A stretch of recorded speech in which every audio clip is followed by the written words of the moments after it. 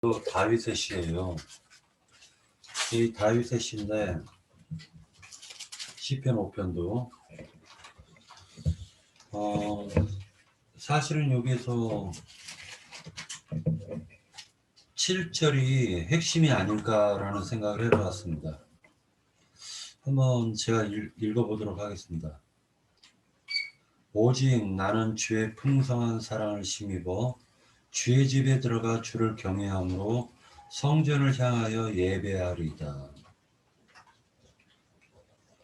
이 말씀이 핵심인 것 같은데 이유가 뭐냐면은 다윗은 왕이면서도 제사장이었던 것을 우리가 알 수가 있습니다. 그리고 다윗은 제사장이면서도 또 선지자였습니다. 그렇기 때문에 잠깐만요. 강아지? 문 좀 닫아줘.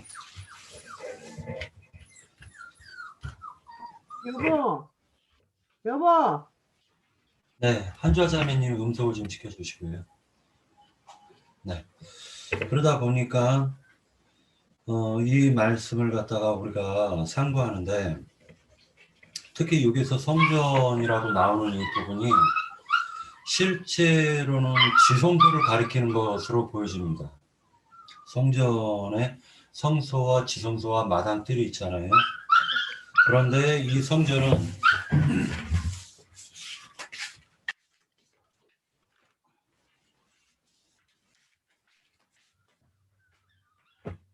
지성소를 갖다가 가리키는 것으로 보여지고요. 그런 의미에서 이 시편 5편을 갖다가 볼 때 그 관점으로 한번 보는 것이 어떨까라는 생각을 해봤습니다. 그리고 이 부분이 또 겹쳐지는 부분이 1장하고도 겹쳐지는 부분이 있죠.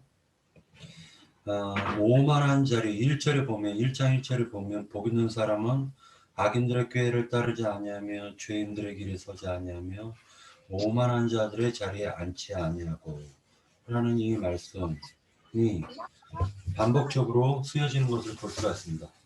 아니, 안 돼. 자, 시편 5편에 대해서 제가 정리한 부분은 이 정도까지 하고요.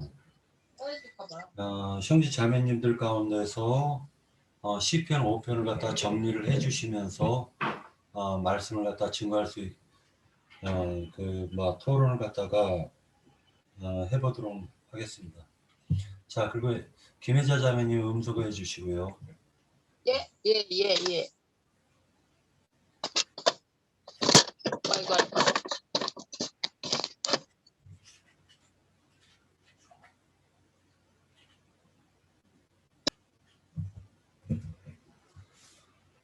조금 더 얘기하자면은 시편 5편을 갖다가 우리가 보면서 실제로 제가 이 부분을 갖다가 읽으면서 굉장히 또 중요한 부분이 다윗은 왕임에도 불구하고 2절을 보면 나의 왕, 나의 하나님이시여, 나의 왕, 나의 하나님이여, 내가 부르짖는 소리를 들으소서, 내가 주께 기도하나이다 라고 얘기를 하고 있는데 다윗은 실제 그때 당시에 이스라엘 왕이면서도 불구하고 하나님을 갖다가 왕이고 자기는 그 왕 아래의 신하로서의 모습을 갖다 보여주는 것도 굉장히 인상 깊게 보이고요.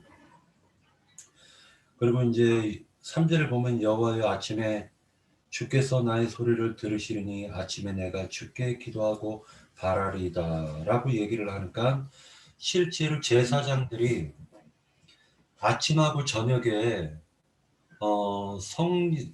성전에 가서 제사를 갖다 드려요. 그 출애굽기라든지 민수기, 신명기를 보면은 레위기를 보면 조속간에 제사를 갖다 드린다라고 기록이 되어 있습니다. 지성소에는 1년 1차에 들어가지만은 매일 드리는 기도는 조속간에 드리는 게 제사장이 해야 될 의무라는 걸 알 수가 있습니다. 그러니까 지금 이것은 5절에서 보면 제사장으로서 다윗 왕이 스스로 자기를 제사장으로서 하나님께 성전에 나가는 그런 제사장 직무를 행하는 것으로 보여지고 있습니다. 여기까지 제가 본 거고요. 또 다른 형제 자매님들 가운데서 이 말씀을 좀 힘들더라도 그냥 생각나는 거 있으시면 말씀하십시오. 가볍게. 특히 자매님들이 많이 말씀하십시오. 왜냐하면은 시편 같은 경우는요, 남자들의 감성보다도 실제로 그 자매님들의 시를 갖다가 그 듣고 또 그 표현을 갖다가 쉽게 그 깨닫고 알 수 있을 것이라고 저는 생각이 들걸랑요. 왜냐하면은 특히 형제님들 같은 경우는 저도 이렇게 살아오면서 사실은 제 아내가 무슨 생각을 갖고 있는지도 몰라요. 그냥 무져요, 그 정도로. 그러니까 시에 대해서 읽을 때 참 어렵다라는 생각을 많이 가지면서 그런 생각을 많이 하면서 읽는데 최대한도로 이 다윗 왕의 그 말하자면은 그 마음을 읽어내려고 노력을 많이 합니다. 그런데 그런 위치에 서보지도 못했기 때문에 그 참 읽기가 너무 어려운 것 같고 좀 그렇습니다.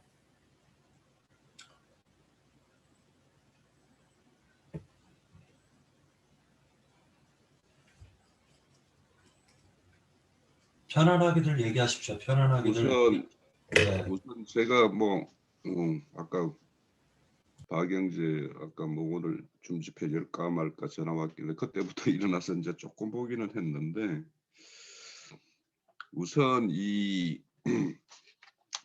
우리 4편부터 5편, 6편 이렇게 쭉 내려가는 이 시편이 다윗의 시라고 하지만 이것이 어떤 의도를 가지고 이렇게 현악에 맞춰서 간악에 맞춰서 이걸 그러니까 공적 오늘날로 보면 공적 예배 시간에 올려드리는 시예요. 이게 그냥 개인이 뭐 어디 골방에 앉아서 막 주님 하면서 막 이렇게 기도하는 기도가 아니고 이거는 아주 공적인 그런 어떤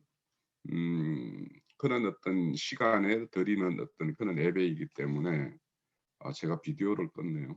예. 아이고 얘가 이걸 그래서 우리가 이런 어떤 시편을 볼 때 그러면 이 시편이 다윗이 이런 시편을 쓴 것이 목적이 있단 말이에요. 그럼 공적으로 했다라면 그러면 이거는 뭐냐?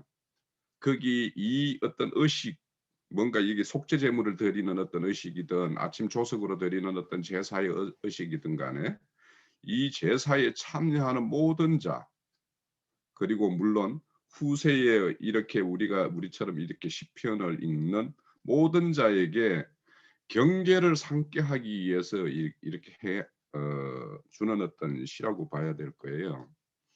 그러니까 단순히 개인의 어떤 골방에 사는 그런 기도가 아니라는 거예요. 이게 그렇다면 여기에는 두 가지로 딱 인물이 대비가 돼요. 우선 성전에 들어가는 자와 주의 성전 안에 들어가는 자와 들어가지 못하는 자를 딱 대비하고 있어요. 여기에 보면 이 시편에 보면 그래서 사랑을 입어서 성전에 들어가서 하나님을 경외하며 예배를 드리는 자가 어떤 자이고 하나님의 어떤 그런 행악을 행해서 성전에 들어갈 수 없는 자가 어떤 자인가라는 것을 명확하게 구분을 해주고 있어요. 그러면 이 공적인 어떤 의식에 참여하는 자들이나 그 이후에 오늘날 우리라 보면 이 시편을 읽는 자에게는 딱 경계를 삼게 하기 위해서 딱 준 거예요. 우선 그러니까 성전에 못 들어가는 자가 뭐냐 하면 주님은 죄악을 기뻐하는 신이 아니니까 악과 함께 할 수 없다라고 4편에 이야기하고 4절에서 이야기하고 5절에서는 오만한 자도 주님의 목전에 들어갈 수 없고 거짓말을 하는 자, 피 흘리기를 좋아하는 자, 속이는 자, 이런 자는 성전에 들어갈 수가 없다라는 거예요. 그러면 지금 이 시편의 어떤 내용을 보면 이제 그 의도가 이제 우리가 한번 그 헤아려 볼 수 있는 게 7절인데 7절에 보면 주의 풍성한 사랑을 입어 주의 집에 들어가는 자는 경외함으로 성전을 향하여 예배하리이다라고 해요. 그러면 지금 자신이 이렇게 주의 전에 들어와서 이렇게 예배자로서 이렇게 행하는 것과 같이 하나님의 어떤 풍성한 사랑을 입은 자가 되어야 되는데 그 사랑을 입은 자는 금방 위에서 말한 악을 행하는 자나 악을 함께 머물고 있는 자나 오만한 자나 이런 자들은 하나님의 어떤 풍성한 사랑을 입을 수가 없는 것이죠. 그러니까 못 들어간다라는 거예요. 그래서 우리가 이 앞서서도 이렇게 보면 경건자가 경건한 자가 4장에서 이렇게 대비가 되듯이 이 5장에서도 똑같이 주의 사랑을 입은 자와 주의 사랑을 입을 수 없는 자를 이렇게 딱 대비시켜서 이 자리에 있는 자들이나 이 시편을 읽는 자들이 너희들이 어디에 설 것인가 그것을 우리에게 이제 길을 너희들이 하나님의 어떤 사랑을 입어서 주의 목전으로 들어가는 자야 되지 않겠느냐 이런 것을 이제 경계를 삼고 있는 것이죠. 그리고 이제 거기에 보면 이제 참 여기 그 보면 다윗이라는 사람의 어떤 그 심중에 있는 그 내용들을 우리가 사랑을 입은 자 이렇게 우리가 세상적인 어떤 사랑을 입은 자라고 말을 한다라면 그 어떤 자신의 어떤 그 은수되는 자들에 대해서 아주 가차없이 진멸을 요구해요. 지금 하나님 앞에서. 그러니까 우리가 이제 대부분의 어떤 우리가 그 보면 하나님에게 앞에서 은수되게 행하는 자 이런 자를 보면은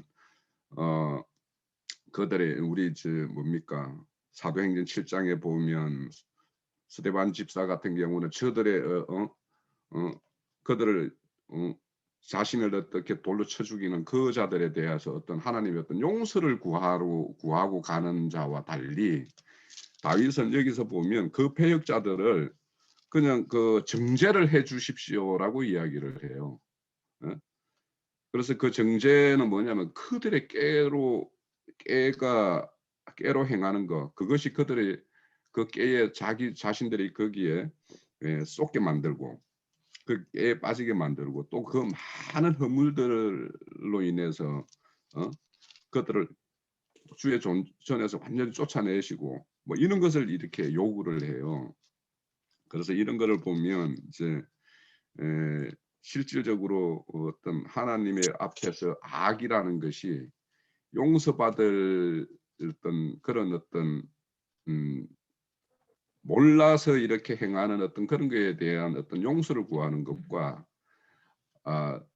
아예 하나님을 대놓고 이렇게 배역의 길을 가고 있는 이 10절에 보면 주를 배역함이라고 이렇게 이야기해요. 그래서 배역하는 자에 대해서 아주 적나라한 어떤 징계를 이렇게 요청하는 이런 것들을 보면서 정말 그 우리의 어떤 인간적인 어떤 그런 그 뭡니까 예민한 어떤 그런 생각 이런 것보다는 주님의 어떤 공의라는 것들을 항상 먼저 앞세우는 어떤 그런 모습을 우리가 엿볼 수가 있어요. 그래서 우리도 때로는 하나님 앞에 어떤 자비와 긍휼을 이렇게 요청하고 그런 걸 구할 때도 있겠지만 때에 따라서는 이런 다윗과 같이 하나님의 어떤 공의의 어떤 냉철한 어떤 그런 심판을 또 구할 수 있는 어떤 그런 분별이 잘 이루어지는 어떤 그런 사람이 되어야 되지 않을까라는 생각이 좀 들었고요.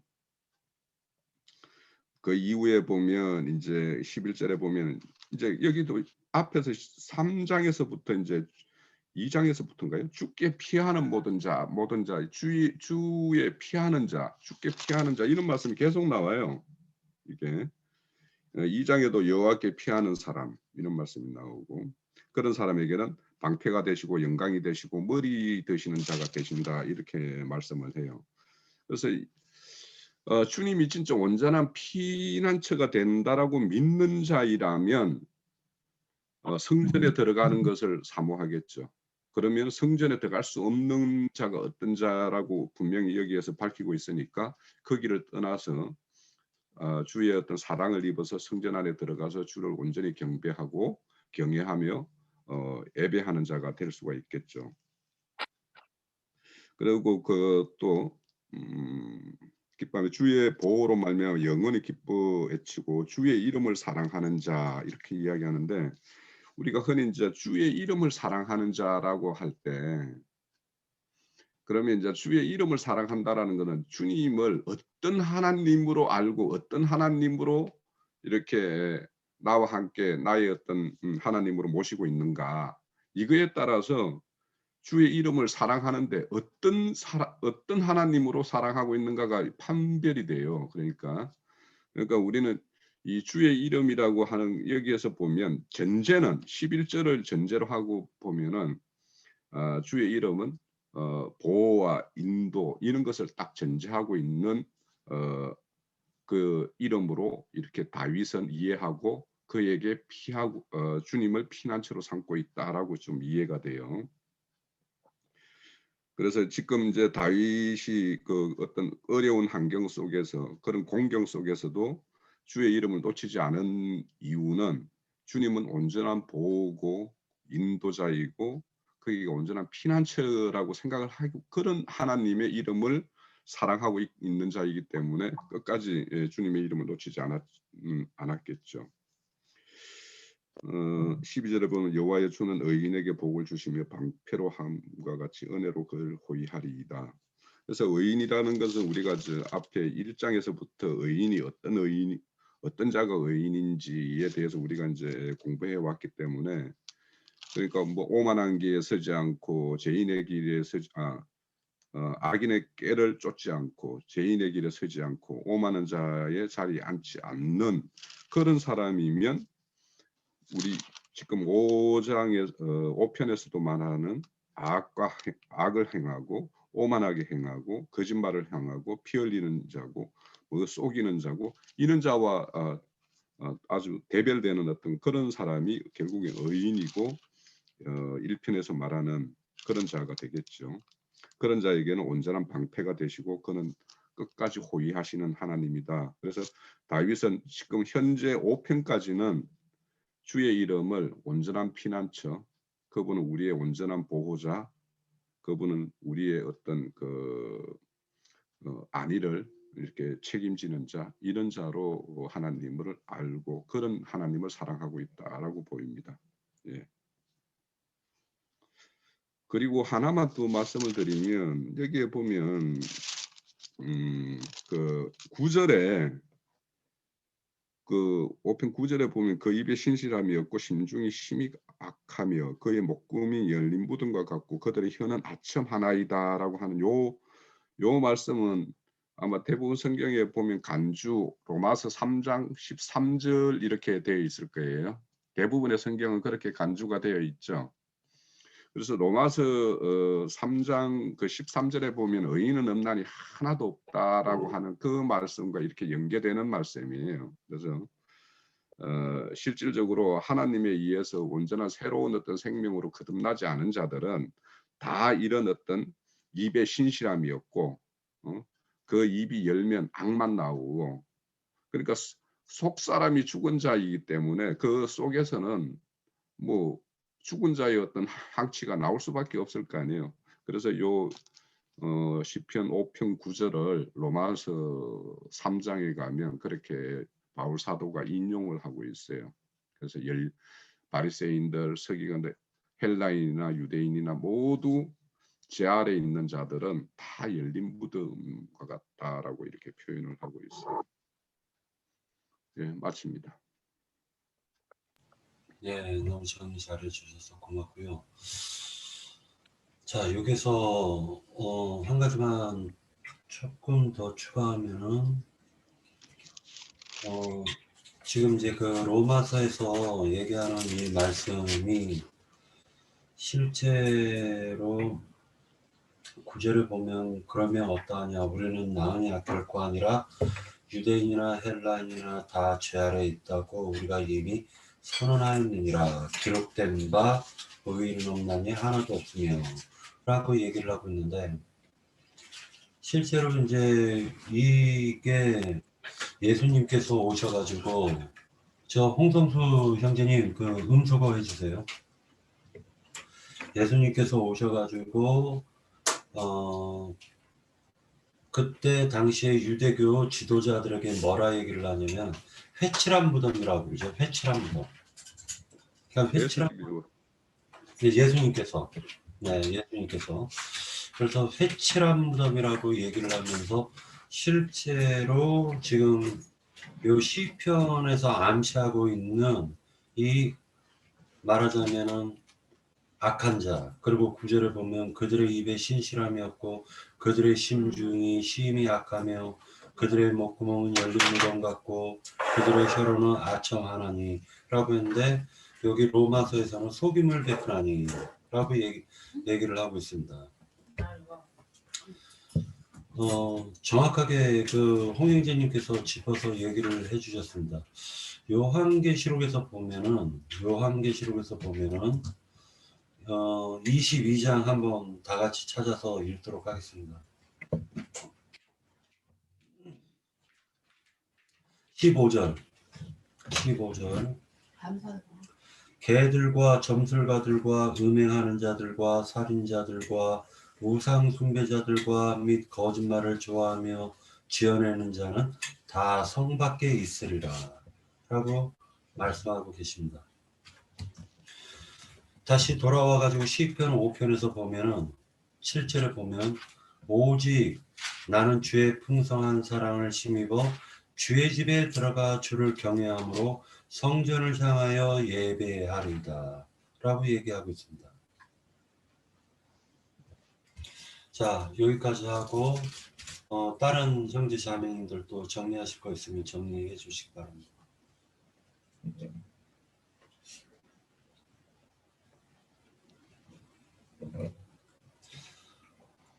저 말씀하신 분 홍영진님이 또 말씀하셔도 되고요. 또 부족한 거 있으면은요. 그리고 우리 한번 요 부분 한번 잠깐 볼까요? 시편 5편 11절 12절에서 저는 이제 굉장히 참 의아한 부분이 있었어요. 그런데 이 부분을 한번 같이 읽고 같이 은혜를 받도록 하겠습니다. 그러나 주께 피하는 모든 사람은 다 기뻐하며 주의 보호로 말미암아 영혼이 기뻐 외치고 주의 이름을 사랑하는 자들은 주를 즐거워하리이다. 여호와여 주는 의인에게 복을 주시고 방패로 함같이 은혜로 그를 호위하시리이다 라고 얘기를 하는데 대체적으로 보면 왕이 나아갈 때 호위병들이 그 왕을 갖다 호위를 하는 것을 우리가 볼 수가 있어요. 그런데 이거는 이제 반대적으로 여호와께서 의인들을 갖다가 방패와 같이 호위병을 갖다가 왕을 지키듯이 믿는 의인들을 갖다가 이렇게 천군 천사들을 통해 가지고 호위하시면서 은혜 가운데로 이끌어 가신다라고 얘기를 하고 있어요. 이 부분이 상당히 우리가 이 부분을 갖다 깊게 깨달으면 우리의 삶을 통해 가지고 힘들고 어려움을 닥쳐도 담대하게 은혜 가운데서 나가지 않을까라는 그런 생각을 해보았습니다.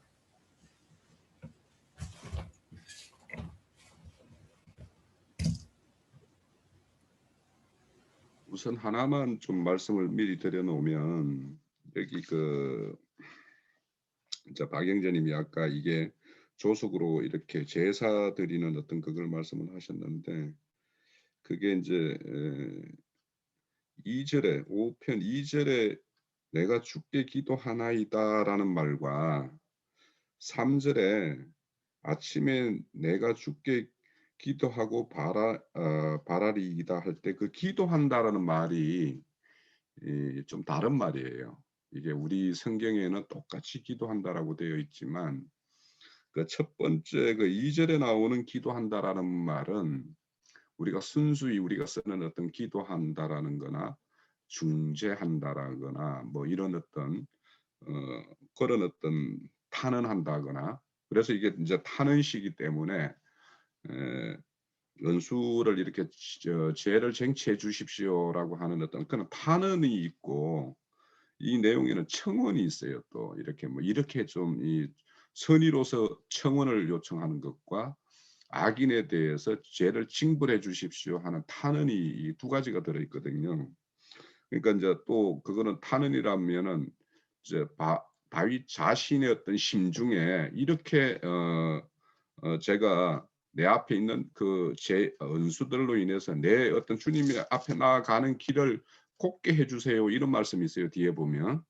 그러면 지금 현재 그 은수들에 의해서 내가 주님 앞으로 나아가는 길이 곱지 못하고 뭔가 방해를 받고 있다라고 하는 어떤 이런 의미가 되어 있어요. 그래서 내 앞에 그 은수들을 다 척결해서 내가 주님 앞으로 곧장 들어갈 수 있고 이렇게 해달라는 어떤 그런 탄원이 있죠.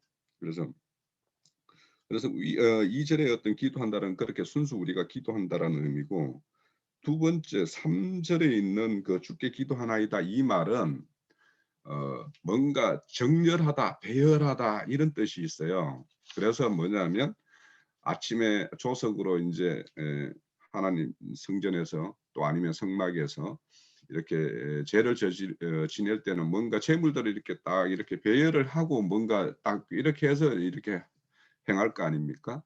그런 의미가 있기 때문에 이제 이게 아침 조석으로 어떤 그 제사의 어떤 의식을 행하는 그 자리에서 행한다라는 어떤 그런 의미를 이렇게 내포하고 있어요. 그래서 요거는 이제 히브리어를 좀 찾아보면 두 단어가 좀 다르다라는 의미를 그래서 좀 그렇게 미리 말씀을 드려 놓네요.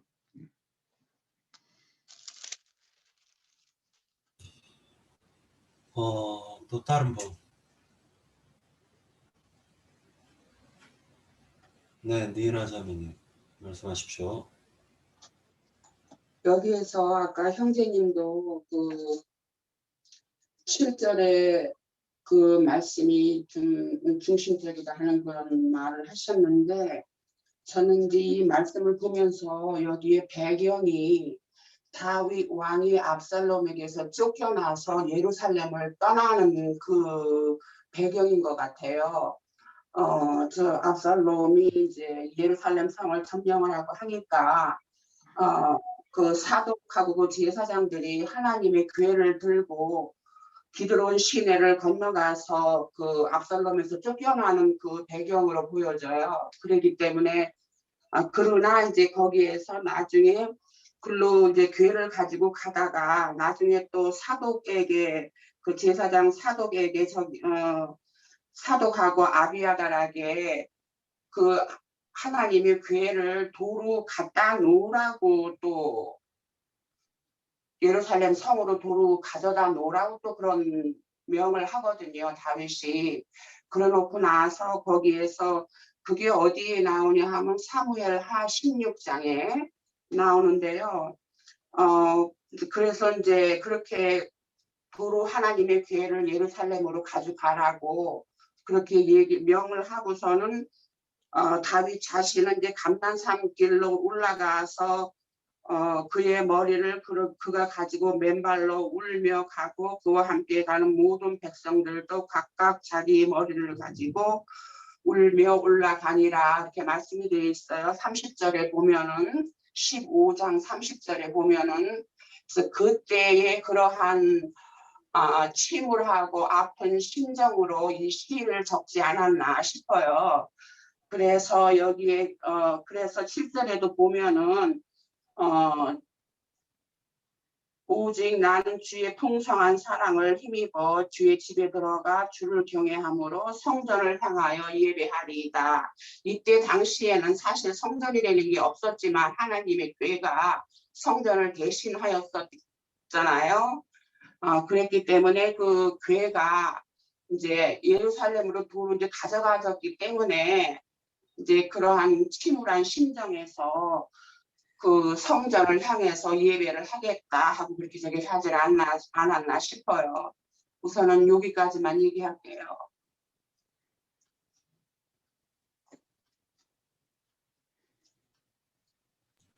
네. 또 다른 분 계신가요?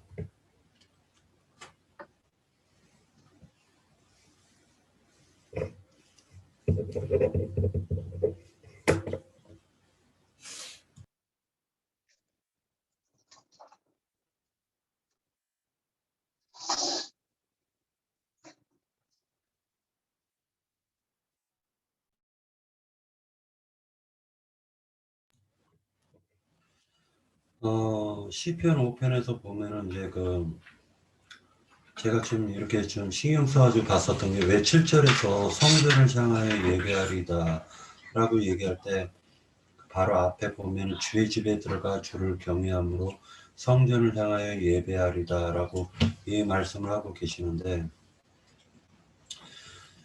전체적인 흐름을 볼 때에 이것이 바로 그 예수님께서 이 성전을 헐라 그리하면 내가 사흘 만에 다시 세우리라 하신 것은 자기 몸을 가리켜서 하신 말씀이더라 라고 얘기하신 말씀이 떠올랐어요. 그래가지고 이 성전이 말하자면은 성소가 아니라 예수님 자신 되시는 지성소를 가리키는 것이 아닌가라는 생각을 해보았고, 우리가 모세 율법에는 제사장들마다 성전에서 제사를 드리지만 실제로 대제사장이 1년 1차에 지성소에 들어가서 제사를 드리는데, 실제로 그 지성소에 들어가서 하나님의 음성을 듣는 그 레위 반열을 따르는 그 대제사장들보다도 실제로는 하나님께서는 선지자들을 통하여 가지고 더 많은 말씀들을 해주셨어요. 그래서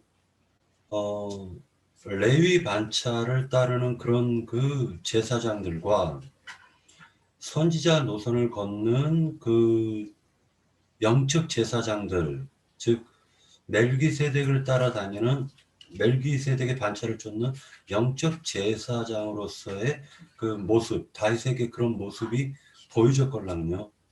그래서 이것을 갖다가 좀 다른 관점에서 한번 보려고 하다 보니까 아마도 이제 그 배경이 5장 요 부분에서 그 압살롬 사건과도 연관이 아마도 있을 게 분명한데, 시점이 언젠지를 정확하게 못 잡아가지고 그 부분을 갖다가 일단은 정확하지 않기 때문에 그것은 나연재님께 한번 물어보고, 그리고 이 5편에 대해 가지고는 생각을 해보려고 했었던 것이고, 근데 왜 그 아침에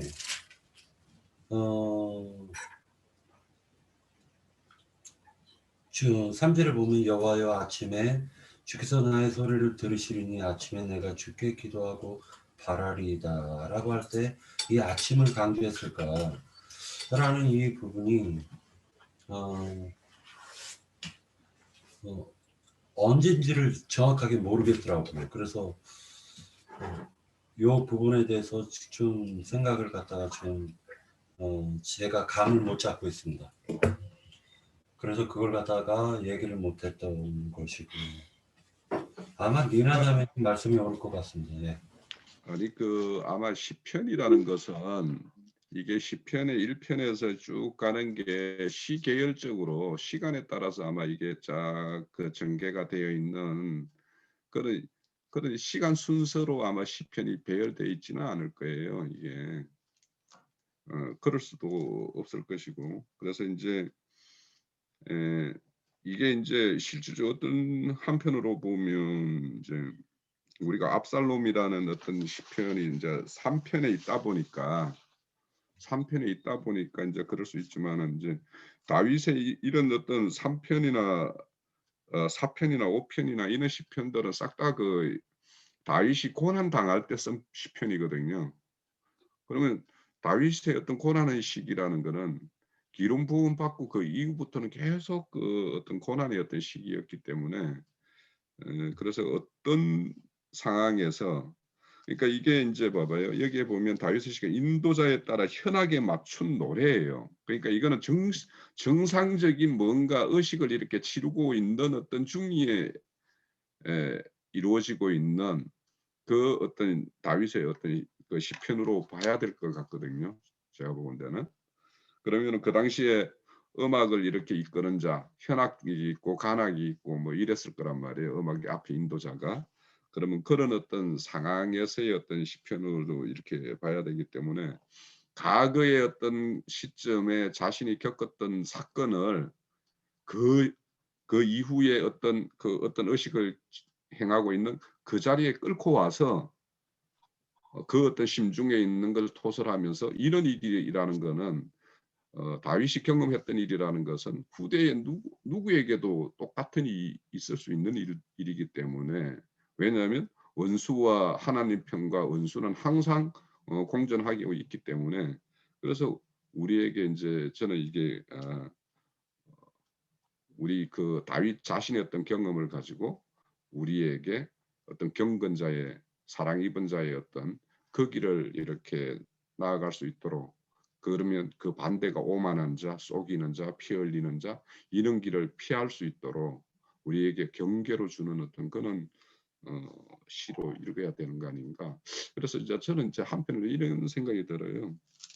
이 시편이 시라는 거는 어떤 그 사람의 어떤 당한 어떤 상황이나 어떤 그런 배경을 정확하게 알면 이제 그 심정을 우리가 더 이제 동감을 할 수가 있는데 그런데 이제 우리가 이런 시편을 이렇게 쭉 보면서 이 시편의 내용이라는 것은 사람의 어떤 자신의 어떤 과거의 경험이나 지금의 어떤 생명의 어떤 그런 사람의 어떤 단계에 따라서 이게 시편이 아마 다 다르게 아마 인식이 되어질 것 같아요, 이게. 그래서 시편이라는 것은 우리가 이 내용에 대해서 다윗 수준의 어떤 심정을 우리가 다 헤아리기는 참 어렵지 않겠는가. 그리고 개인의 어떤 그런 과거의 경험이나 이런 거에 따라서 이 시편이 읽혀지는 내용은 전혀 달라질 것이다라는 생각이 들어서 높은 생명의 차원의 사람이 이 이야기를 우리에게 막 해설을 해줘도 아 그럴 수도 있겠구나라는 정도지 막 이게 막 그런 애잔한 마음이 이 다윗의 어떤 애잔한 마음이 그대로 일어날까 그런 생각도 들고 시편은 좀 박영진 나는 이제 이런 생각이 드는 게 시편은 좀 가볍게 읽어야 되는 거 아닌가? 좀 가볍게? 네, 맞습니다. 맞고요. 네, 니나자매님 니나자매님 말씀하시고 안자매님 말씀할게요. 네, 먼저 말씀하세요, 니나자매님. 여전히 여기에서 원수들이라고도 저기를 했고 그 사람들의 목근역은 열린 무덤 같고 그들의 혀로는 아첨 하나에 닿고 저기를 하는 모든 구절과 그 다윗하고 상대되는 그 저기를 볼 때는 여기는 분명히 그 압살롬 편에 서 있는 그 사람들을 다 지적한 말 같고요.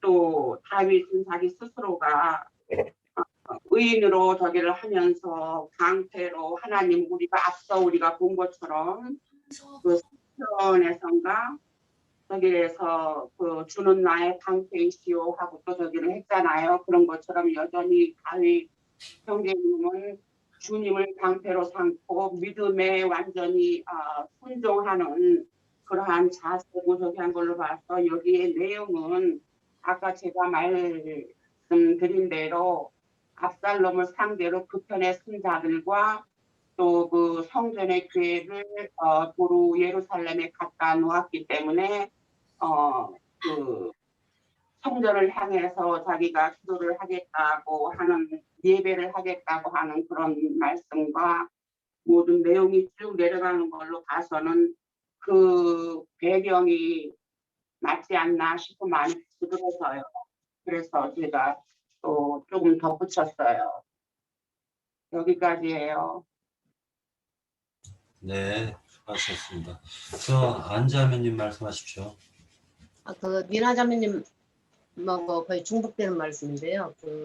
사무엘하 15장 13절에서 보면은 지금 압살롬에게 다 인심이 돌아갔거든요. 그랬는데 이제 거기서 이제 빨리 도망하자고 하면서 우리 중 한 사람도 압살롬에게 피하지 못하리라, 빨리 가자, 두렵건대 해가지고 이제 계속 떠나왔는데, 거기서 왕이 나갈 때 그 16절에 보면 왕이 나갈 때 그의 가족을 다 따르게 하고 후궁 10명을 후궁 10명을 왕이 남겨도 왕궁을 지키게 하고, 왕이 나가면 모든 백성이 다 따라서 벤메르하게 이르러 멈춰서니 그의 모든 신하들이 그의 곁으로 지나가고 모든 그렛 사람과 모든 블렛 사람과 및 왕을 따라 가드에 손 모든 가드 사람 600명이 왕 앞을 행진했거든요. 그러니까 이제 다윗을 따르는 자가 지금 600명이 지금 행진을 하는 거잖아요. 그랬을 때 아까 그 7절에서 5장 11절에 보면은 그러나 주께 피하는 모든 사람은 다 기뻐하며 주의 보호로 말미암아 영원히 기뻐 외치고 주의 이름을 사랑하는 자들은 주를 즐거워하리리라. 여호와여 주는 의인에게 복을 주시고 방패를 한같이 은혜로 그 일을 허위하시던데, 지금 이 다윗 왕이 이렇게 된 상태에서도 흔들림 없이 다윗 왕하고 같이 가는 자들 있잖아요. 지금 그걸 보면서 아무리 상황이 바꿔졌다 할지라도 다윗 왕은 따르는 사람이 있다는 것은 그만큼 믿음이 있는 거잖아요. 다윗 왕에 대한 그 믿음이. 그게 이제 결국은 주님께 돌아가는 건데, 지금 거기서 말해 주께 다 이제 실제, 잠깐만요. 제가 다시 볼게요. 주께 피하는 모든 사람이, 다윗한테 가는 사람이 주께 피하는 모든 사람이라고 저는 봐요. 이제 믿음이니까 다윗은 이날 때까지 믿음 하나를 지키면서 그렇게 쫓겨날지라도 다시 올 거라고 저는 믿어져요. 우리가 이렇게 교회생활을 하면서도 어떤 상황이 와도 우리가 바라보는 것은 성전을 바라보면서 우리가 지금 이렇게 힘들고 어려울지라도 끝내는 주님이 이기시리라. 끝내는 주님이 다시 이제 그 모든 것을 겪고 난 후에 이제 좀 견고하게 설 때 다시 주님이 붙들어 줄 거라는 그런 우리 믿음이 있잖아요. 그랬을 때 그 왕이 가드 사람 이때에게 이르되 어찌하여 너도 우리와 함께 가느냐, 너는 쫓겨난 나그네이니 돌아가라, 왕과 함께 네 곳에 있으라는 게 압살롬하고 같이 있으라 하는 거잖아요. 근데 너는 어제 왔고 나는 정처 없이 간다고 지금 왕이 다윗 자신한테 말을 하는 거잖아요. 정처 없이 가는 사람을 따라간다는 그 믿음은 저는 대단하다고 보거든요. 다윗 왕은 지금 현재로서는 좀 회복할 수 없는 상황인데도 그 모든 사람이 그렇게 했다는 것은 주님의 은혜고, 다윗을 주님이 끝까지 지켰다는 것을 저는 여기서 좀 봤어요. 그래서 그 사람들 호위병식으로 진짜 이렇게 다윗을 이렇게 보필을 해서 가는데, 거기서 너도 돌아가고 내 동포들도 데려가라, 은혜와 진리가 너와 함께 있기를 원하노라 하니라는데, 이렇게 다윗 왕은 이런 상황에서도 하나님의 그 은혜와 진리를 계속 이렇게 이때한테도 전하는 거예요. 우리가 지금 어려운 상황에서는 하나님 말씀에 어디가 있겠어요. 막 흔들리고 할 때. 근데도 거기서 그렇게 하시는 걸 보면은 그 이때가 정말 믿음이 얼마나 굳건한지를 좀 봤어요. 여기서 왕께 대답하이르되 여호와의 살아계심과 내 주 왕의 살아계심으로 맹세하노니 진실로 내 주 왕께서 어느 곳에 계시든지 사나 죽으나 종도 그곳에 있겠나이다 했다는 이 정말 고백은 저는 진짜 참 다윗 왕은 다시 설 수도 없고 회복할 수도 없고 그냥 그런 지금 우리가 이걸 보니까 그렇지만 그 상황에서는 그럴 수밖에 없다는 것을 하는데도 그 믿음을 어디서 왔으며 다윗 왕을 이렇게까지 신뢰할 수 있나 하는 그것이 저는 좀 다시 봐졌어요. 그래서 죽게 피하는 모든 자는 그 다윗 왕이 이제 거기서 아까 5편에서 시편 5편에서 11절 보면 그러나 이제 이건 지나고 나서 쓴 거잖아요, 지금. 그래서 그러나 죽게 피하는 모든 사람은 다 기뻐하며 이제 이들이 압살롬이 죽고 나서 다 왕궁에 돌아왔을 때 기뻐했잖아요. 저는 이제 이걸 본 거예요. 그래서 모든 사람은 다 기뻐하며 주의 보호로 말미암아 영원히 기뻐 외치고 주의 이름을 사랑하는 자들은 주를 즐거워하리라. 여호와여 주는 의인에게 복을 주시고 방패랑 같이 은혜로 그를 호위하시로다. 해서 그 다윗 왕에게 다 붙은 자들은 그 믿음으로 저는 주님을 의로 여긴다고 봐져요.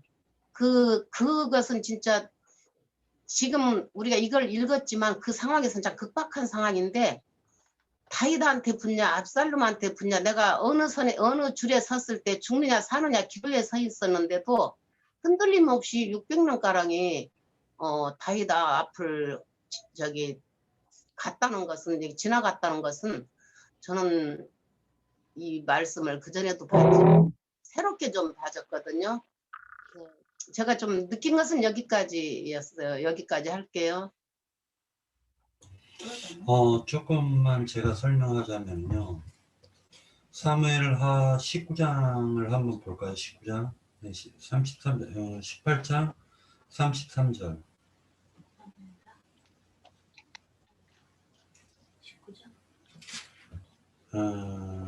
사무엘하 18장 33절부터 읽겠습니다. 왕의 마음이 심히 아파 문 위층으로 올라가서 우니라.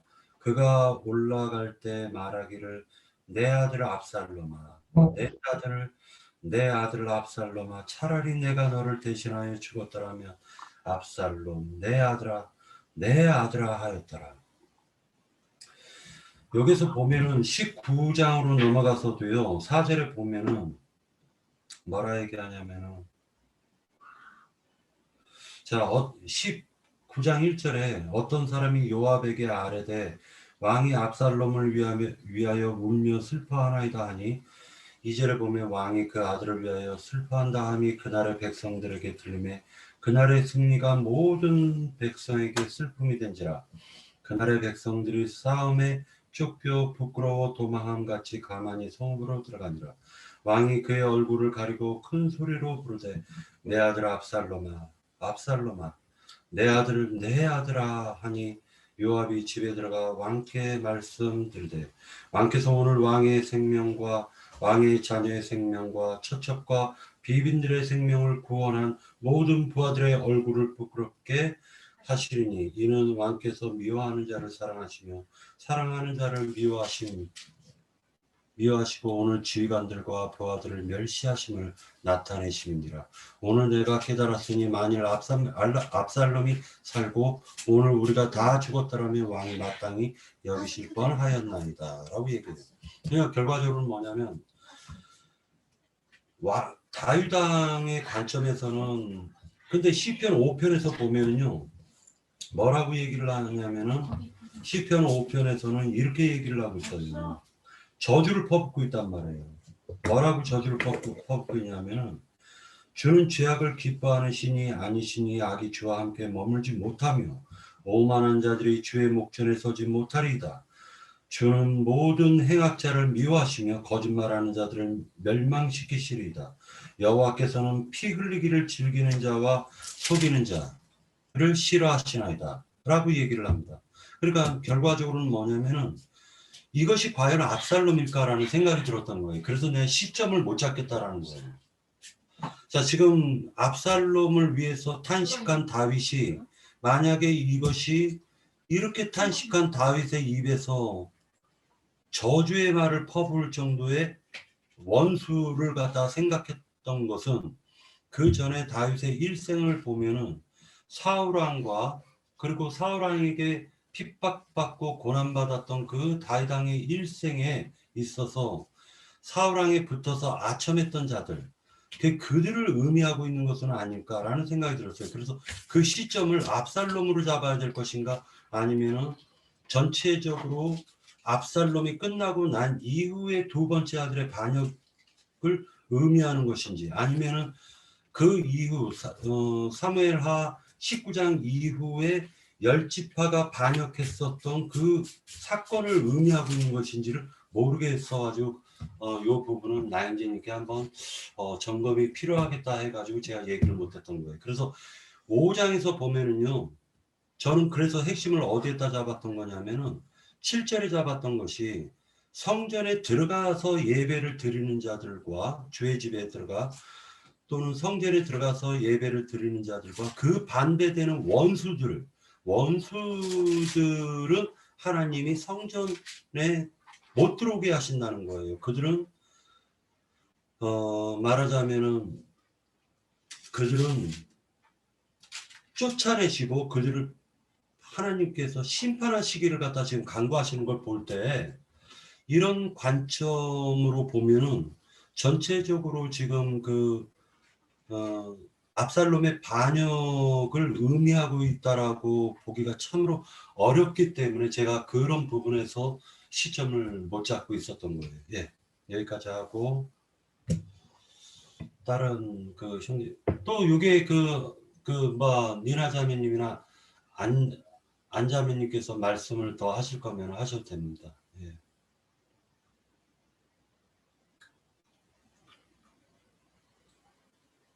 윤영진님 말씀하십시오. 마이크 풀었습니다.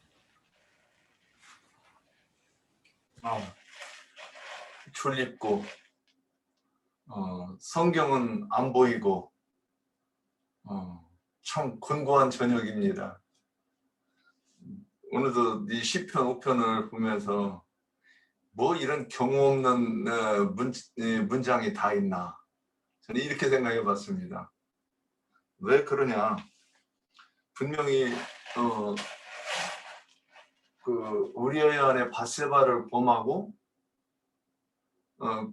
그 범죄함으로 인해서 지금 압살롬의 반역을 만났고 지금 이제 도망가는 중이란 말이죠. 그런데 다윗은 자기는 의인이라고 이제 성소에 하나님의 풍성한 사랑을 입어 주의 집에 들어가 주를 경외하고 성전을 향하여 예배한다고 자기를 이렇게 얘기를 해요. 아니, 벌 받고 도망가는 사람이 이게 뻔뻔하게 이렇게 말할 수 있는 것인가? 일단 이제 이렇게 봅니다. 그래 놓고 그 정도로 해서 끝나는 게 아니에요. 8절에 가면 나의 원수들로 말미암아 주의 의로 나를 인도하시고 주의 길을 내 목전에 굳게 하소서. 그들의 입에 신실함이 없고 그들의 심중이 심히 약하며 그들의 목구멍은 열린 무덤 같고. 아니, 지금 범죄로 인해 가지고 그 벌 받는 사람이 이게 할 말인가? 저 그래도 이게 이 성경이 액면을 가지고 지금 얘기하면 우리가 하나님의 의도가 이게 이해가 되는가? 이제 다윗은 예수 그리스도를 예표한다고 이렇게 보았습니다. 그래서 저는 지금 계속 이런 부분들을 보면서 이런 생각이 들어요. 우리아의 아내 밧세바가 나인가?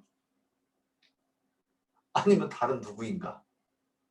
그리고 우리아는 성경에서 어떤 사람인가?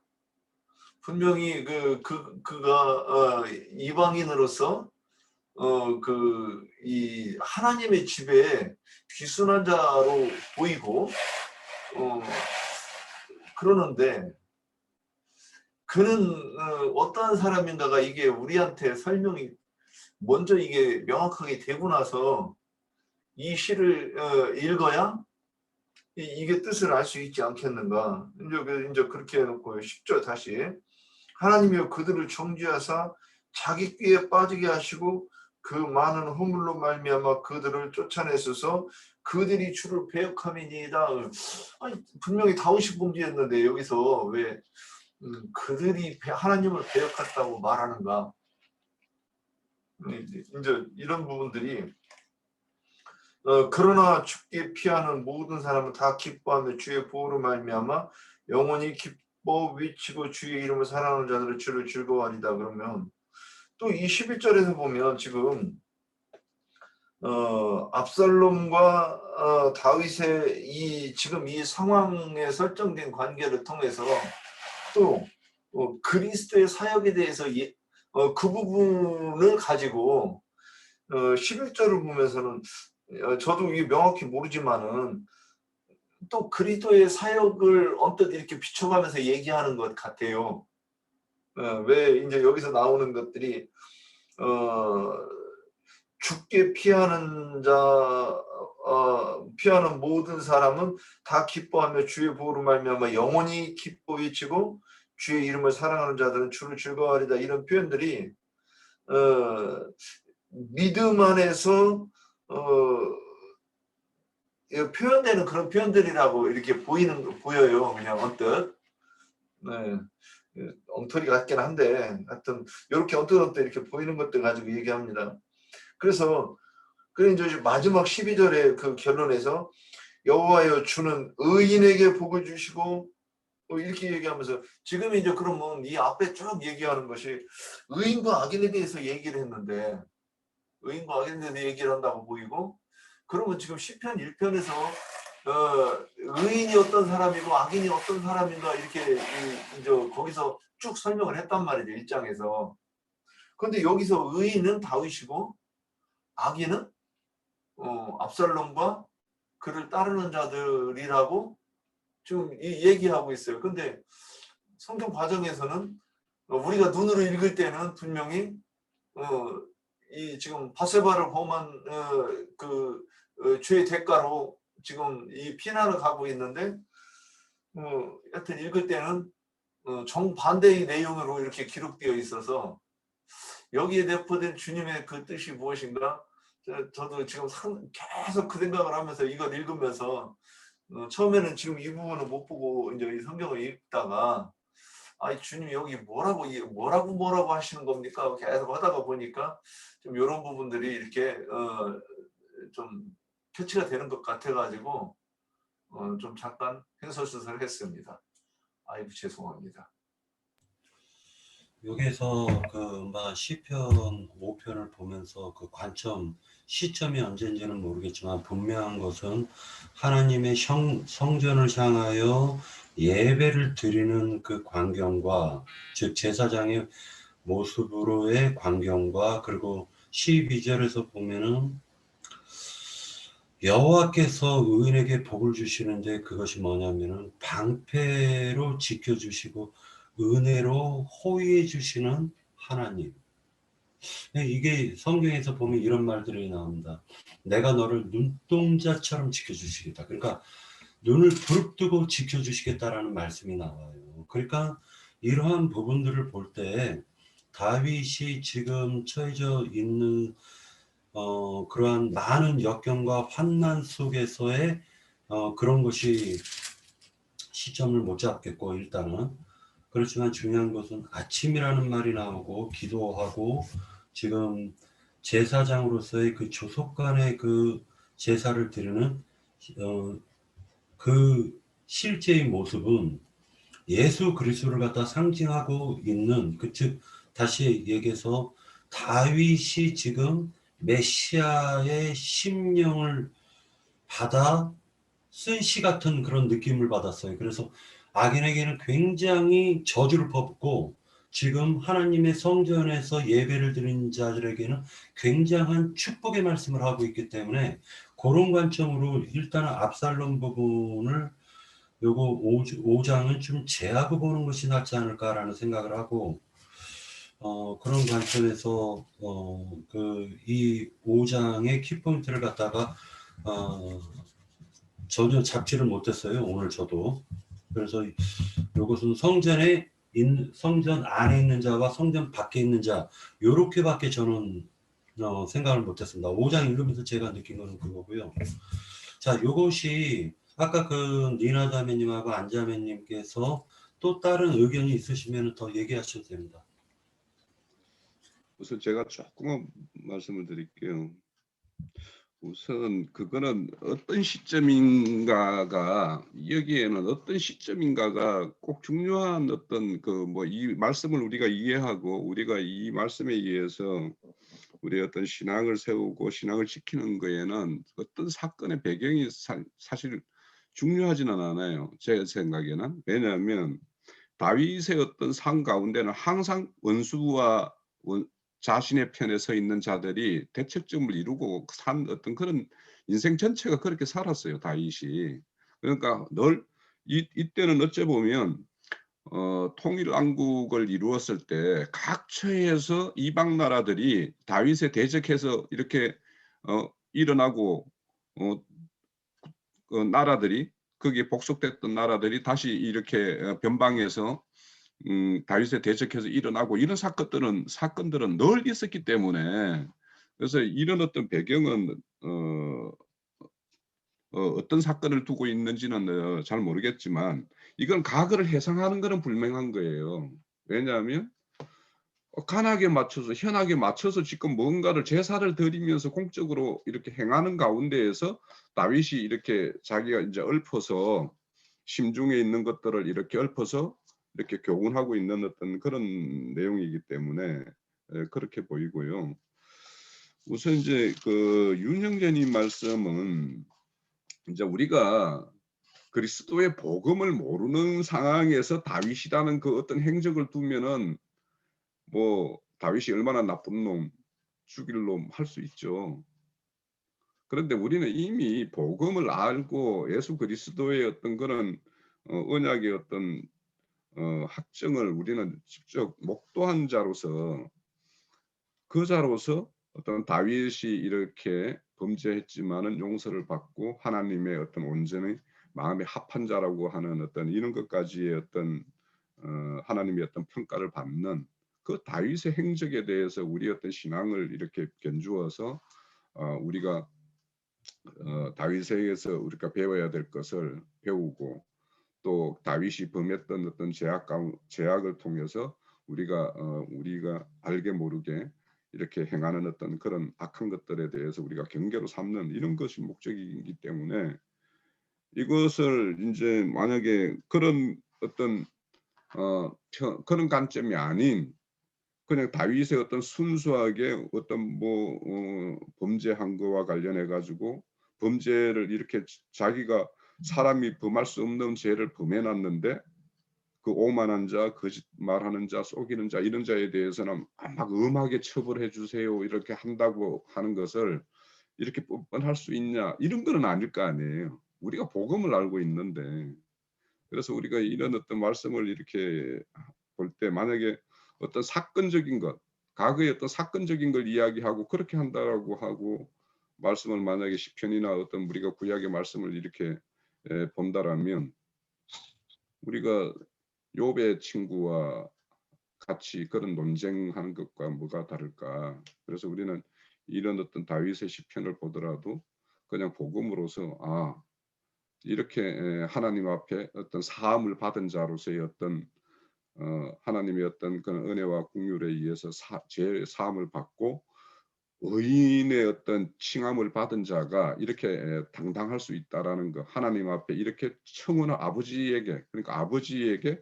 아들로서 청혼할 수 있는 이런 어떤 권세가 복음에 의해서 우리에게 주어진다라는 거 이런 것들을 좀 생각하면서 이렇게 이런 말씀들을 좀 우리가 취해야 되지 않나 이런 생각이 듭니다. 한 가지 조금 더 첨언하자면은 그 디도서 1장 10절 한번 보겠습니다.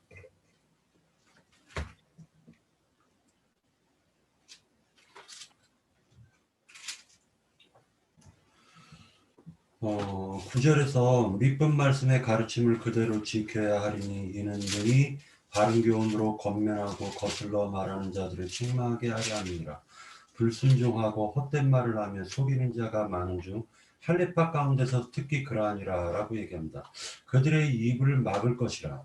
이런 자들이 더러운 이득을 취하려고 마땅하지 아니하는 것을 가르쳐 가정들을 온통 무너뜨리는도다. 이렇게 얘기하고 있습니다.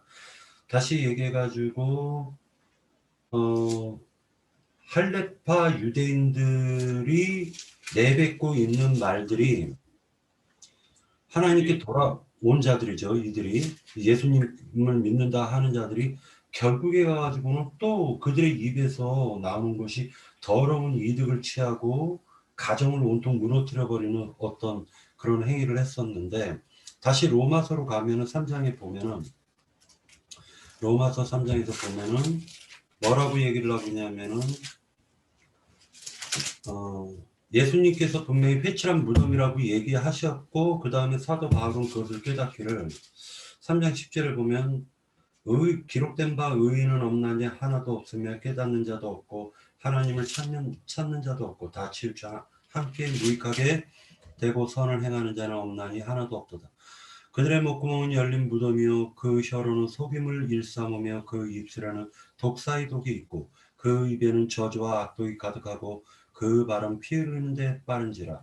파멸과 고생이 그 길에 있어 평강의 길을 알지 못하였고 그들의 눈앞에 하나님을 두려워함이 없느니라 함과 같으니라 라고 얘기를 하고 있습니다. 그래서 율법 아래 있는 자, 땅에서 난 자들의 이 속성 자체가 결국에는 빛을 피하고 어둠으로 숨어버리려는 속성이 강하고 실제 그 속에서는 사악한 영, 에베소서 2장 1절에 보면 어둠의 영이요 공중권세 잡은 악한 영들에게 끌려가는 자들, 즉 악한 사단의 아들들이 결국 그런 그런 짓을 한다라는 것을 갖다가 보여주고 있습니다. 그래서 이들은 시편 5편에서 얘기하는 것처럼 다윗이 지금 예수님의 마음을 받았다면 저주할 수밖에 없는 거예요. 그들을 저주할 수밖에 없는 것입니다. 여기까지입니다.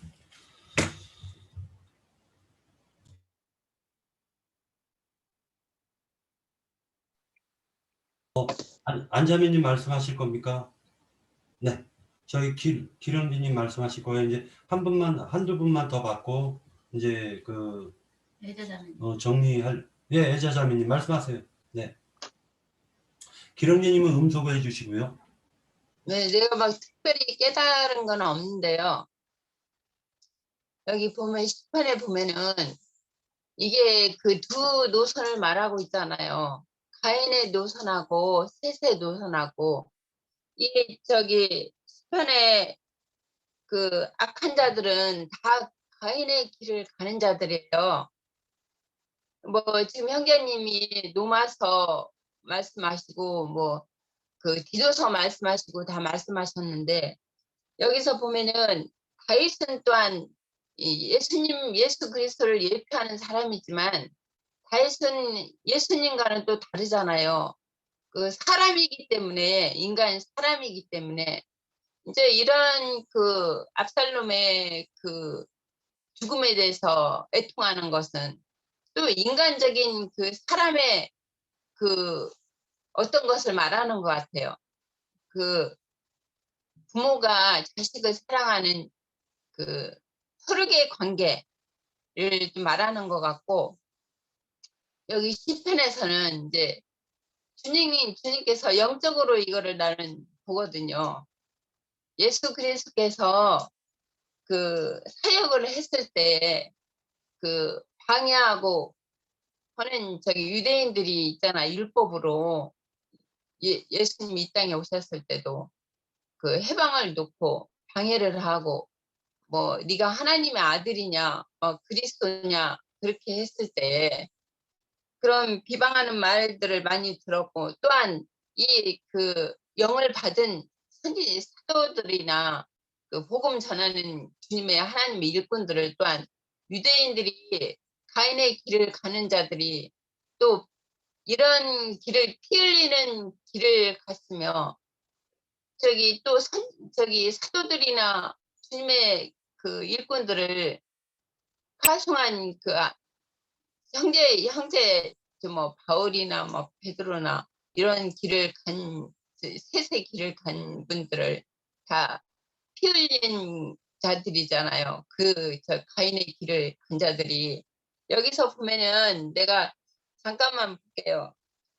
많이 뭐 저기 길게 읽을 수는 없고 여기 5절부터 몇 절만 잠깐 읽을게요. 오만한 자들이 주의 목전에 서지 못하리이다. 주는 모든 행악자를 미워하며 거짓말하는 자를 멸망시키리니 여호와께서는 피 흘리기를 즐겨하는 자와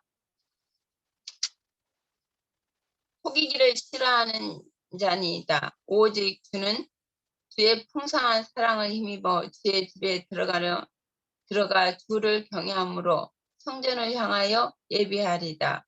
여기 보면 여호와여 나의 원수들로 말미암아 주의 의로 나를 인도하시고 주의 길을 내 목전에서 굳게 하소서. 그들이 입에 신실함이 없고 그들은 심중에 힘이 악하며 그들은 목구멍은 열린 무덤 같고 그들의 혀로는 아참하나이다. 여기까지 있고요. 저 유다서 좀 볼게요.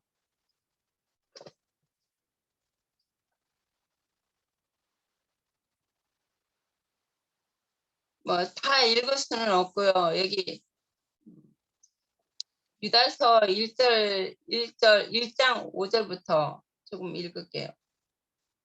너희가 본래 모든 신실을 알고 있으나 내가 너희를 다시 생각나게 하고자 하노라. 주께서 백성을 애굽에서 인도하여 내시고 후에 믿지 않는 자들을 멸하셨으며 또 자기 지위를 지키지 아니하고 자기 처소를 떠난 천사들을 큰 날의 심판 때까지 영원한 결박으로 흑암에 가두셨으며 소돔과 고모라와 그 이웃 도시들도 그들과 같은 행동으로 음란하며 다른 육체를 따라가다가 영원한 불의 형벌을 받음으로 거울이 되었느니라. 이러한데 꿈꾸는 이 사람들도 이와 같이 자기 육체를 더럽히며 권위를 업신여기며 영광을 비방하는도다.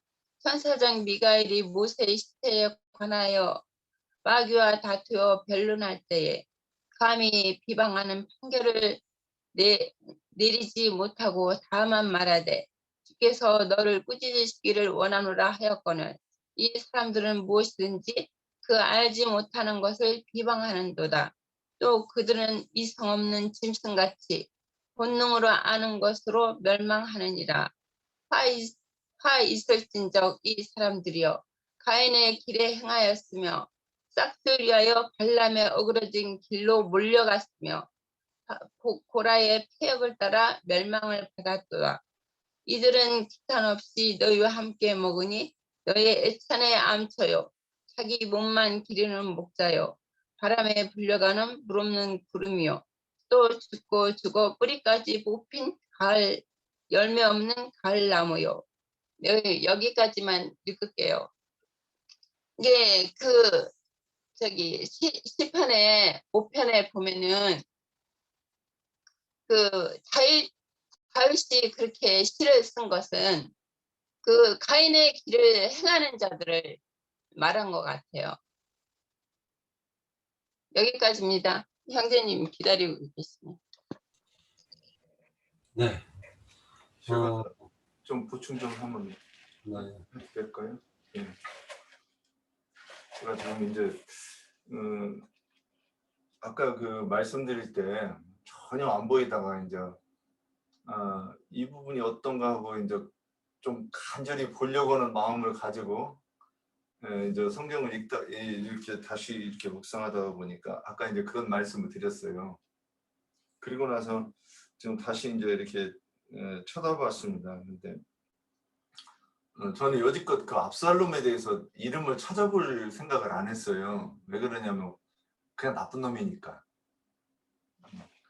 그리고 다윗도 하여튼 범죄하고 도망가니까 부자지간이 쌍으로 나쁜 사람들이네. 뭐 하여튼 이런 생각을 하면서 이렇게 성경을 읽었던 것 같아요. 근데 지금 우리아를 다시 이제 이렇게 찾아봤어요. 그랬더니 그 이름의 뜻이 굉장히 좋은 것 같아요. 그 우리아의 이름의 뜻에 이제 그 우리아를 찍으면 그 여러 가지 그 이름이 나오는데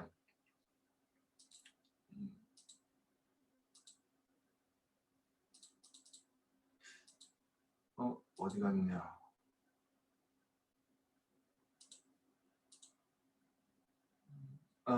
아이고 제가 찾아놨었는데 지금 못 찾겠네요. 그 이름이 원래 이런 뜻이구나 하고 이런 뜻인가 하고 이렇게 이제 생각할 정도 그런 뜻이네요. 그래서 제가 이 부분을 보면서 그러면 갑자기 그 지난 금요일 날 그 말씀을 하는 회개에 대한 그 말씀이 생각이 났어요. 닭이 2번 울 때까지는 베드로가 3번 예수를 부인하는 것에 대해서 제가 이제 지난 어젯밤에 이렇게 글을 좀 올려놨었는데 보셨나 모르겠어요. 근데 그 부분이 그러면 지금 이 바세바라고 하는 이 여인이 지금 이제 남편이 둘이에요. 결과적으로 둘이 됐어요. 첫 번째 남편이 죽어가지고 두 번째 남편한테 갔어요. 지금 로마서 저기 6장 7장에 보면 그 남편이 죽기 전에 다른 남자에게 가면 음녀가 되고 또 그 남편이 죽고 가면 허물이 없고 이런 이제 율법을 가지고 로마 7장에 기록되어 있는 것이 이제 또 생각나요. 그러면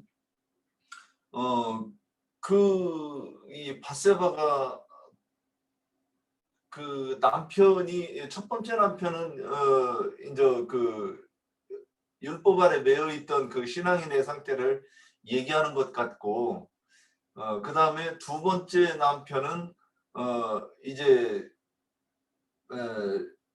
진리 남편인 그리스도를 상징하는 것 같다고 이렇게 보입니다. 언뜻 그렇게 보이는 부분이 있어요. 그런데 그럼 압살롬은 누구인가 하고 찾아봤더니 압살롬도 이름이 뜻이 굉장히 좋은 것 같아요. 그래서 이 부분이 어떻게 되는지 저는 이게 지금 이 부분을 이렇게 이제 해석은 잘 안 되는데 그러면 이렇게 보면서 그러면 그 다윗은 이것도 전에 제가 언뜻 이렇게 이제 얘기했던 그런 관점에서 좀 벗어나지 않아가지고 또 같은 얘기가 되는 것 같아서 좀 그렇긴 한데 그렇게 설명을 이렇게 이해하고 이 부분을 보면 그래도 조금 어디가 이렇게 아기가 좀 맞지 않는가 뭐 이런 생각을 좀 해봤습니다. 네, 여기까지입니다. 자, 이제 시간이 많이 됐으니까요. 마이제님께 그 마이크를 넘기고 좀 정리 좀 부탁드리겠습니다.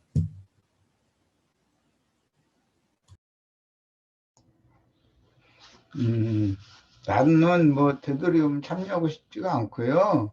우리 지체들이 스스로 이제 모든 걸 하셔야 돼요.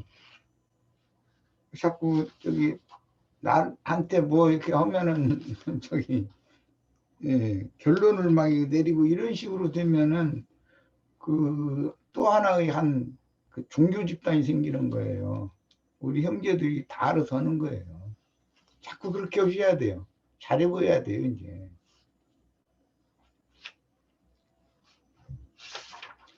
저 이름에 대해서만 우리 윤영재가 조금 이 주제하고는 벗어난 건데, 이 시편 5편 이야기는 예언일 뿐 아니라 그 다윗은 예수님에 대한 예언이고 다윗의 그 기도는 예수님의 기도에 대한 예언이다 이렇게 생각하시면 되는 거예요. 그렇게 생각하고 지금 히브리인들은 아침 저녁으로 이게 조속한 제사를 드렸었기 때문에 그때 매번 분향을 하는 거예요. 제사 드릴 때마다 이제 그런 걸 염두에 두고 예수님이 이 세상에 살아계실 때 항상 조속간에 기도를 계속 하셨어요. 끊임없이. 그런 걸 염두에 두고 이렇게 생각을 하시면 되겠어요. 그리고 그 두 사람 누구 두 사람 아까 이름 얘기했는데 압살롬, 그 압이라는 말은 조상 뭐 그런 뜻이고 샬롬이라는 건 평화라는 뜻이 두 단어 합성어예요. 이 압살롬이라는 사람의 이름은 아버지 평화, 아버지는 평강이시다 뭐 이렇게 해석이 되겠죠. 만약에 구태해서 그런다면 그 다음에 뭐 이제 그 우리아가 밧세바의 남편이잖아요. 그는 가나안 족속으로서 다윗에게 투항한 그런 햇사람이니까, 해족속이니까 투항한 민족이었다. 그러니까 이제 이런 경우는 우리와 같은 경우는 우리들과 같은 입장이죠. 자기를 부인하고 예수를 주로 영접한 사람에 대한 하나의 예표적인 사람이 된다. 그런 관점으로 이해하시면 돼요. 예. 그리고 이 모든 시편의 이 모든 특히 이제 이건 이제 관악기에 맞춘 노래라고 이렇게 돼 있죠. 현악기라는 것은 이게 줄 이렇게 튕기는 악기복은 현악기라고 그래요. 관악기라는 것은 이렇게 호흡을 악기에다 불어 넣어 가지고 소리를 내는 걸 관악기라고 그러잖아요. 그런데 관악기에는 금관악기가 있고 목관악기가 있어요. 음악 시간 같네. 그런데 시편을 하려면 이 음악 용어를 알아야 돼요. 금관악기는 저 나팔 트럼펫이라든지 그 색소폰 이런 것들은 금관악기에 들어가는 거고, 피리 이런 것들은 그 저기 나무에 통나무를 대나 이런 거 구멍을 뚫어 가지고 이제 소리를 내는 그런 건 목관악기라고 그러죠. 그런 이 관악에 맞춰서 부르는 노래가 시편 5편이라고 제목이 이렇게 돼 있으니까 사람의 심중을 토설, 고백하는 내용의 시다.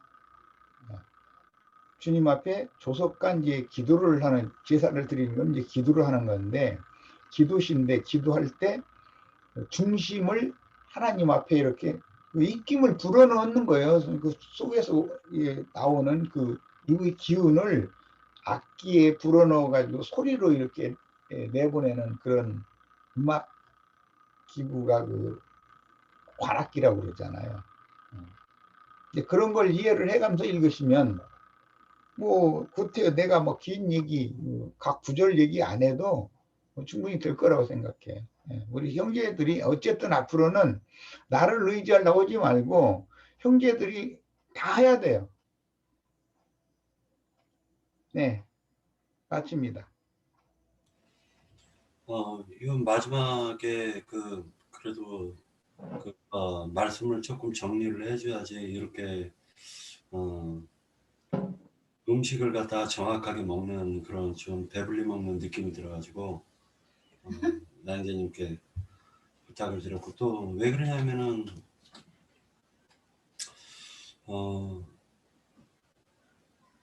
이렇게 완전하게 아는 게 없기 때문에 좀 정리가 필요한 부분이 있었어요. 예를 들어 가지고 5장 같은 그 시점이 압살롬 때일까 아니면은 다윗이 고난받았던 어떤 그런 시점일까? 이 시점이 이거 전체적인 배경이지. 다윗이 왕이면서 제사장이니까 예수님이 왕이면서 제사장이잖아요. 거기에 대한 예표지. 여기 보면은 악인들 얘기가 나오고 주의 의인들 얘기가 나오잖아요. 거기 나오는 악인들이라고 하는 나나주 4번 한번 보세요. 뭐라고 돼 있어요? 엎드려서 나를 기다리는 자들이라고 그렇게 돼 있잖아요. 히브리어도 그렇다는 거예요. 그러면 뭘 생각해야 돼요? 가인에게 주님이 하신 말씀이 금방 생각나잖아요. 그런 관점이란 말이에요. 관점이. 예수님이 땅에 오셨을 때 유대교 지도자들은 악인들이고 안 믿는 게 아니에요. 제사를 드리는 문제 때문에 그러는 거니까 지금. 유대교 지도자들은 악인들이고 주의 의인들이라는 것은 하나님이 보내신 예수를 메시아로 영접한 제자들은 주님의 의인들이죠. 그런 관점을 금방 이해를 하시면 되는 거예요. 구태여 내가 이런 걸 언지를 주지 않아도 자연히 이것을 우리 지체들이 자연히 해석을 하실 수 있어야 되는 거예요. 이제는 그런 수준이 됐어요.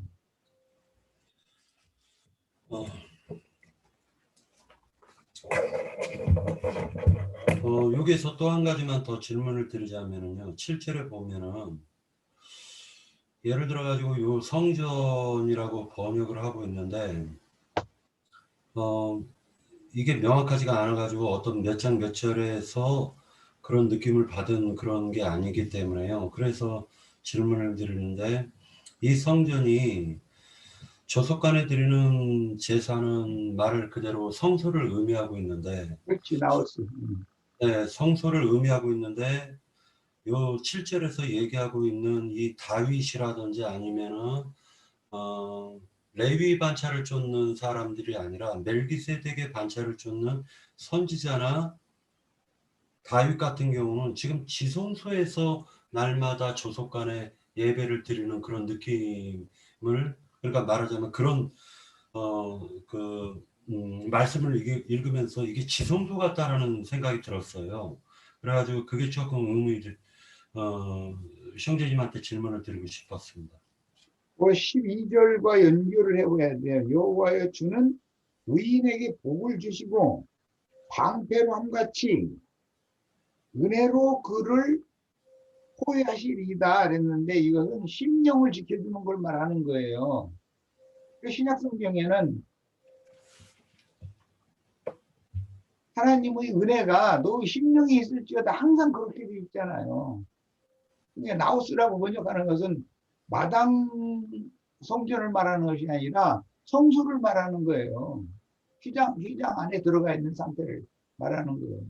휘장이 갈라진 성소를 얘기하나요? 구약 시대에는 이 조속간 제사라는 것은 성소에서 제사를 했고 속죄일 날만 지성소에 들어가서 제사를 했어요. 이것은 조속간에 날마다 드리는 제사를 말하는 거예요. 그런데 그 선지자들은 제사를 갖다 그 대제사장은 1년 1차에 그 하나님의 말씀을 듣고 백성들한테 얘기를 했지만은 선지자들은 시도 때도 없이 하나님의 말씀에 그 감동을 받았잖아요. 예수님이 구속을 이룬 이후에는 성소와 지성소의 구분이 없어졌지만 이것은 구약 시대니까 성소 제사란 말이에요. 지금 구약 시대니까 그래서 예표일 뿐인 거예요. 이제 그 말은 예수님이 이 생에 살아계셨을 때의 기도냐 구속을 이룬 다음에 성령께서 오셔서 드리는 기도냐 이제 그 말을 짓물고 같은 뜻이에요. 그러면 그런데 신약 시대를 지금 우리들에게 적용을 한다면은 구속을 이루신 주님이 성령이 되셔가지고 우리들을 통해서 말할 수 없는 탄식으로 관악기라는 건 탄식하는 기도단 말이야. 내가 언지를 이미 줬잖아. 입김을 그 중심에서 우러나오는 그런 그 입김을 불어넣어가지고 소리를 내서 하는 악기가 하나님 들으시기 기쁘시게 해드리는 악기지. 이게. 현악기 하면은 저기 지방교 찬송 중에 주여 내 맘줄을 숨겨 음악 내시렵니까? 그 현악기잖아요. 줄. 그런 관점으로 이 시편을 이해하시면 돼요. 형제님, 관여하지 않는다겠다가 다 뭐 그냥 관여를 내가 다 해버리고. 아니 이게 다음 주 이제 다음에 뭐 6장으로 넘어가 버리면 지금 이렇게 이제 뭐 시편을 가볍게 이제 진짜 아까 홍영재님 말씀만 따라 부담 없이 지금 읽고 가니까 이거 오늘 아니면 기회가 없을 것 같아요. 그런데 뭐 오늘 말씀을 언급을 안 하시고 가면 이제 시편 5편은 끝일 것 같은데, 근데 아까 그 압살롬이 찾아보니까 예, 평화의 아버지라고 그런 뜻이 있고, 그래서 이제 뭐 다른 뜻이 이렇게 있는데 그 아브라는 단어와 예, 샬롬이라는 단어가 합성어예요. 압살롬이라는 이름이. 예. 그러니까 원어로 하면 그냥 평화의 아버지라고 돼 있더란 말이죠. 근데 오늘 그 이제 아까 그 사무엘하 19장을 읽을 때도 그 압살롬이 죽을 때 다윗이 그렇게 애통하는 것을 보면서 또 그 저기 사울왕과 그 아들이 요나단이 죽었을 때도 그렇게 애통했던 그 모습을 이렇게 떠올리면서 아들이어서 그런 것인가? 아니면 우리가 나쁜 압살롬이 천하의 뭐 진짜 나쁜 사람인데 우리가 보기 문자로는 그렇게 돼 있는데 이게 어떤 그러니까 반전의 의미가 있지 않는가 혹시 이 생각이 들어가지고. 예수님을 이제 그 배역했던 사람 게 제자 중에 가룟 유다인데, 가룟 유다도 주님의 말씀에 보면 요한복음에 보면 저를 사랑하사라는 말씀이 나와요. 가룟 유다도 주님의 사랑을 받은 사람이 썼어요. 그런데 사랑하는 아들이 그 반역을 일으킨 거죠. 그러면 주님을 더 아프게 한 거죠. 뭐 내가 병 들었을 때 찾아보 갖고 뭐 그런 말도 이제 나왔는데, 예수님이 육신적으로 병을 고치러 오신 분이 예수님이 병 들어오면은 말이 안 되잖아요. 그럼 그게 무슨 병이겠어요? 사랑하는 자식들한테 반역을 당한 것보다 더 고통당한 건, 그건 죽음이라는, 병이라는 건 죽음과 직결되는 것이거든.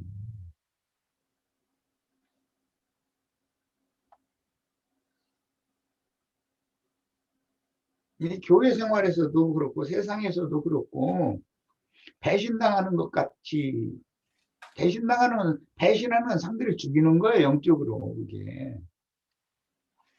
자기 아버지를 배신해서는 그건 말도 안 되는 거죠. 인간의 도리로 봐도 있을 수 없는 일이잖아요.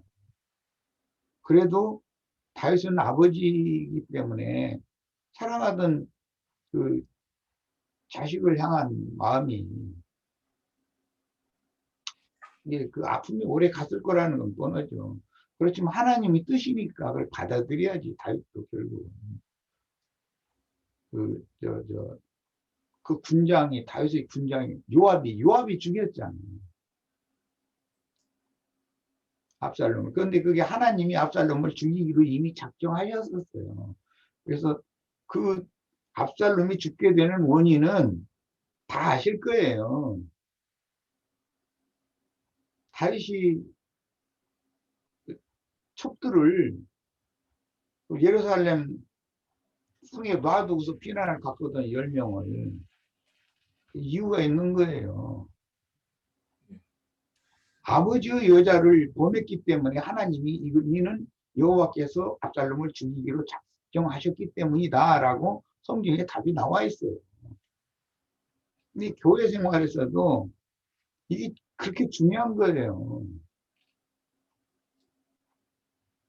아버지가 개척을 해서 예를 들어서 모임을 세워놨는데 그 모임에 나오는 모든 형제 자매들을 자기를 바라보고 자기를 따르게 만들고 이게 자기 종을 삼고 이렇게 보니 그건 아주 하나님이 죽이기로 작정한 건 그게 아버지 심상을 오르는 짓이거든요.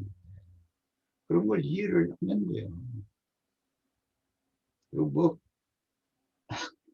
되도록이면 우리 형제 자매님들한테 다 모든 걸 맡겨야 된다고 내가 결사심을 했는데도 이렇게 저렇게 뭐 자꾸 질문하는 두루버려 감생각 이 얘기 이제 내가 다 해버리잖아 어차피. 그 이렇게 하면 안 되는 거예요. 우리 형제들이 이제는 스스로 쓸 수 있으셔야 돼요. 알겠습니다. 그러면 이제 틀리는 부분이 있으면은 나중에 뭐 나인자님께서 가끔 간여해서 네. 교정을 해야 돼. 이건 진리적으로 이것은 지금 달리 해석하고 있다. 그런 부분이 있으면 그건 지적을 할게요. 알겠습니다. 여기까지 하고 오늘 그 형제 자매님들 수고 많으셨습니다. 이렇게 지금 다들 힘드실 텐데 오늘은 이것으로 마칠까 합니다. 네, 괜찮겠죠? 네, 네, 들어가 주십시오. 네. 우리 지체들 다 홀로 소개하셔야 됩니다. 수고하셨습니다. 나가기. 형제님 목이 다 갈라지셨네. 힘들어서. 좀 편안히 주무세요. 오늘 저녁에는 자고 형제님. 일어났더니 집회 시작하기 전에 깨워야지 했더니 못 깨고서는 이렇게 늦게 참석을 해요. 식사는 하셨어요? 이제 먹을 거예요, 이제. 아이고 이제 일어나서 드시면 먹어야 돼. 어떡해. 이제 드시